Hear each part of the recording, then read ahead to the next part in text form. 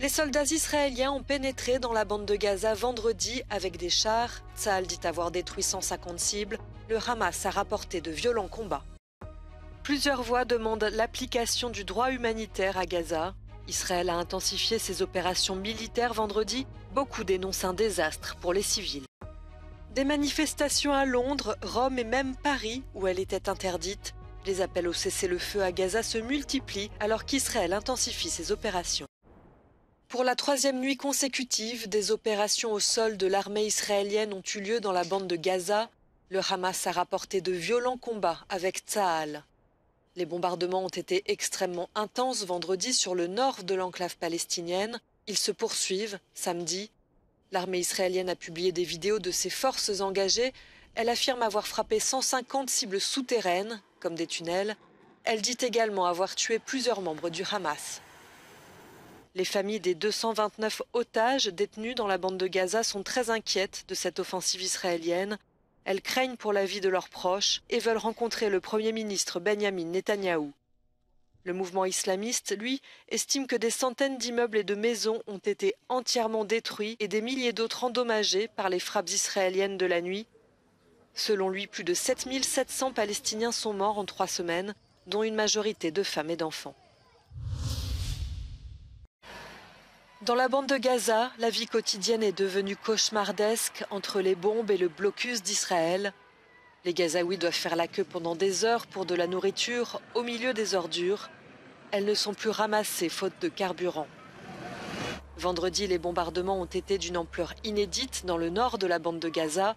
Selon le Hamas, des centaines de bâtiments ont été détruits.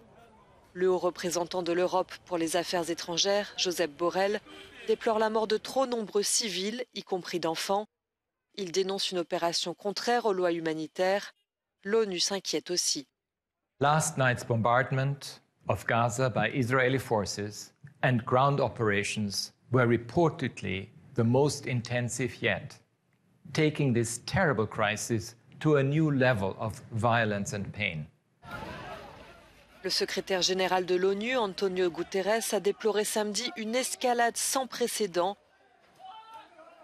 Plus de 2 millions d'habitants manquent d'eau, de nourriture, d'électricité et ne peuvent plus communiquer ou utiliser Internet. Plusieurs milliers de personnes ont manifesté ce samedi dans le centre de Londres en soutien aux Palestiniens. Les manifestants réclament un cessez-le-feu alors que le nord de la bande de Gaza a subi vendredi des bombardements d'une ampleur inédite. Des rassemblements similaires ont eu lieu dans plusieurs villes britanniques comme Manchester ou Glasgow. À Paris, les autorités ont interdit la manifestation de solidarité avec les Palestiniens en raison de la gravité de risque de troubles à l'ordre public. Des milliers de personnes se sont réunies malgré tout dans le calme avec quelques élus parmi elles. Il n'y a pas eu de cortège en mouvement.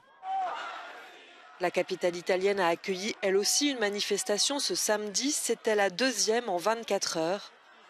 La présidente du Conseil italien, Giorgia Meloni, s'est abstenue lors du vote d'une résolution aux Nations Unies appelant à une trêve dans la bande de Gaza.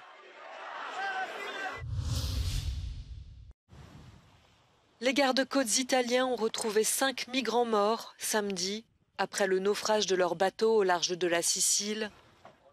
Les corps ont été déposés sur une plage par les courants, tout comme l'embarcation naufragée.